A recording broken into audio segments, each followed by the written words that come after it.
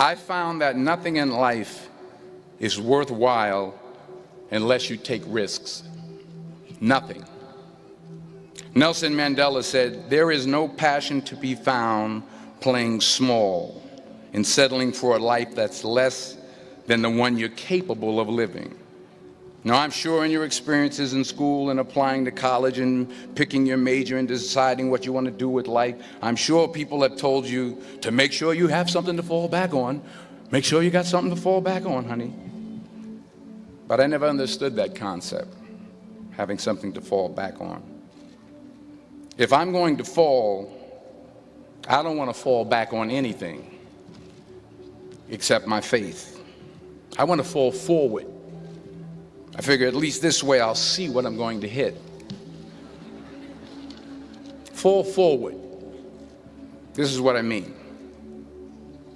Reggie Jackson struck out 2,600 times in his career, the most in the history of baseball. But you don't hear about the strikeouts. People remember the home runs. Fall forward. Thomas Edison conducted 1,000 failed experiments. Did you know that? I didn't know that. Because the 1,001st was the light bulb. Fall forward. Every failed experiment is one step closer to success. You've got to take risks, and I'm sure you've probably heard that before, but I want to talk to you about why that's so important. I got 3 reasons, and you can pick up your iPhones. First, you will fail at some point in your life. Accept it. You will lose. You will embarrass yourself. You will suck at something. There's no doubt about it. And I know that's probably not a traditional message for a graduation ceremony, but hey, I'm telling you, embrace it, because it's inevitable. And I should know. In the acting business, you fail all the time. Early on in my career, I auditioned for a part in a Broadway musical. Perfect role for me, I thought, except for the fact that I can't sing. So I'm in the wings, I'm about to go on stage, but the guy in front of me, he's singing like Pavarotti. He's just, and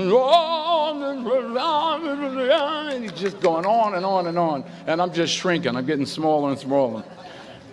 So they say, "Oh, thank you very much, and you'll be hearing from us." So I come out with my little sheet music, and it was Just My Imagination by the Temptations. That's what I came up with. So I hand it to the accompanist, and she looks at it and looks at me and looks out at the director and was like, "Ah." So I start, I'm going to sing. I'm like, "It's just my imagination. Once again, and then coming away with me." And I'm not saying anything, so I'm thinking I'm getting better. So I just start getting into it. It was just my imagination.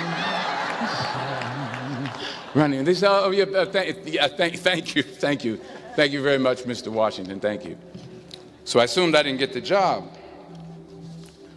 But the next part of the audition, he called me back. The next part of the audition is the acting part of the audition.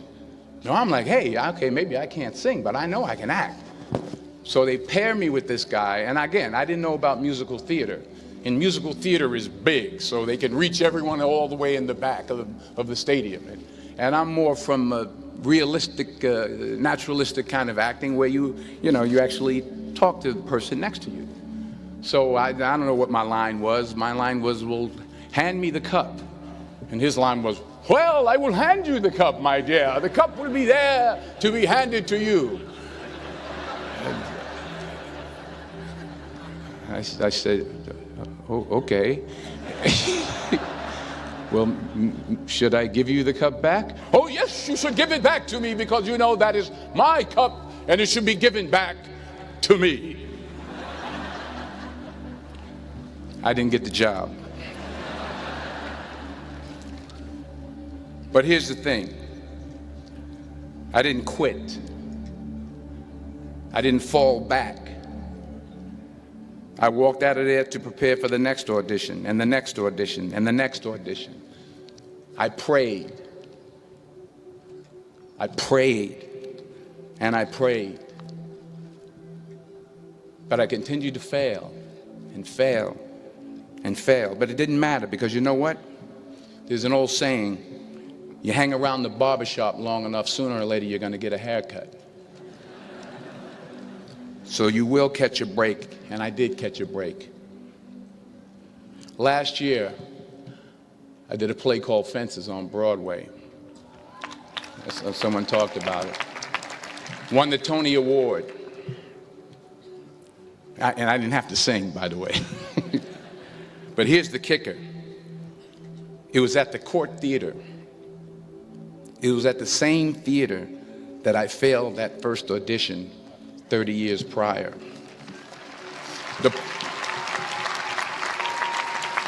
point is, and I'll pick up the pace, the point is, every graduate here today has the training and the talent to succeed. But do you have the guts to fail? Here's my second point about failure. If you don't fail, you're not even trying. I'll say it again. If you don't fail, you're not even trying. My wife told me this great expression. To get something you never had, you have to do something you never did.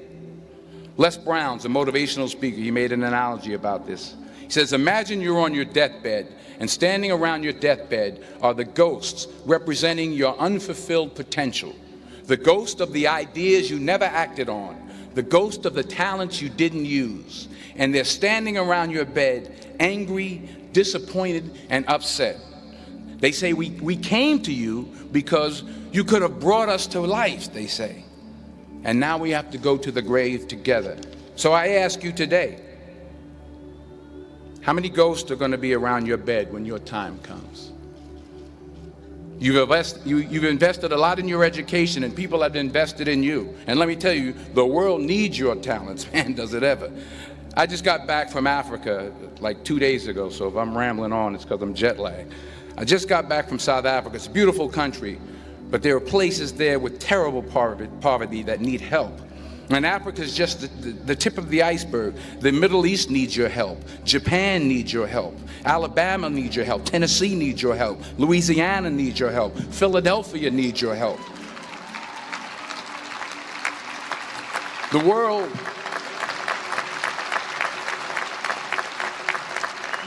world needs a lot, and we need it from you.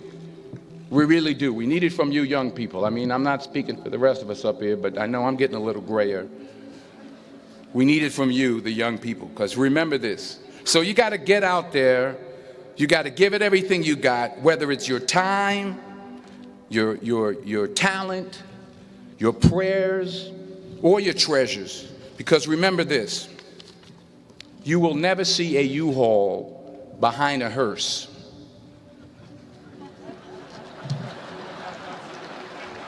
I'll say it again. You will never see a U-Haul behind a hearse. You can't take it with you. The Egyptians tried it, and all they got was robbed.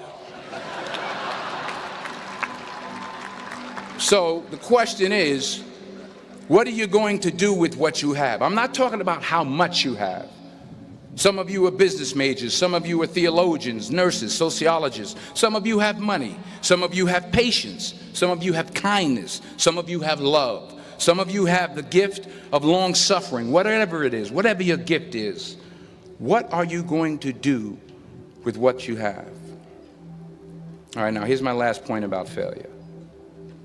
Sometimes it's the best way to figure out where you're going. Your life will never be a straight path. I began at Fordham University as a pre-med student. I took a course called cardiac morphogenesis. I still can't say it. Cardiac morphogenesis. I couldn't read it. I couldn't say it. I sure couldn't pass it. So then I decided to go into pre-law, then journalism. And with no academic focus, my grades took off in their own direction. Yeah, down. I was a 1.8 GPA one semester, and the university very politely suggested that it might be better to take some time off. I was 20 years old. I was at my lowest point, And then one day, and I remember the exact day, March 27th, 1975, I was helping my mother in her beauty shop. My mother owned a beauty shop up in Mount Vernon. And there was this older woman who was considered one of the elders in the town. And I didn't know her personally, but I was looking in the mirror, and every time I looked at the mirror, I could see her behind me, and she was staring at me. She just kept looking at me. Every time I looked at her, she kept giving me these strange looks.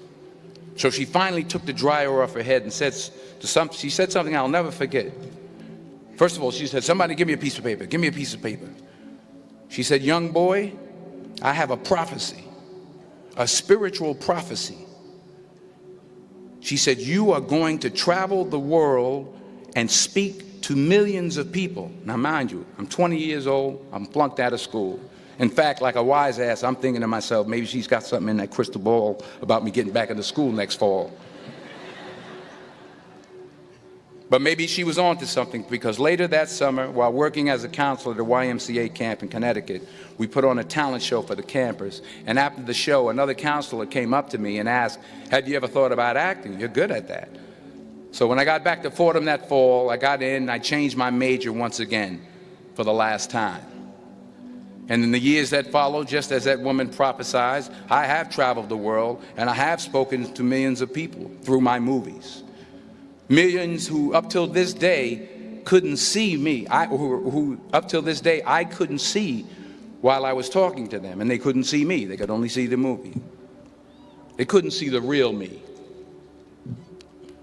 But I see you today, and I'm encouraged by what I see. And I'm strengthened by what I see. And I love what I see.